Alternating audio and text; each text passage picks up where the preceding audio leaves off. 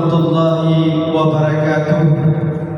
Sidang jamaah salat Isya yang dimuliakan Allah, marilah sama-sama kita niatkan iktikaf di dalam masjid sambil menunggu kehadiran jamaah dari berbagai kampung di kota Banda Aceh dan Aceh Besar.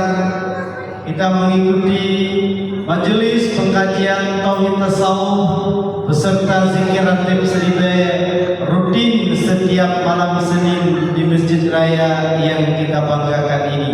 Sambil kita menunggu jamaah, marilah sama-sama kita berselawat kepada Rasulullah sallallahu alaihi wasallam. Insyaallah orang yang banyak berselawat akan bersama Rasulullah dalam surganya Allah. Amin ya rabbal alamin.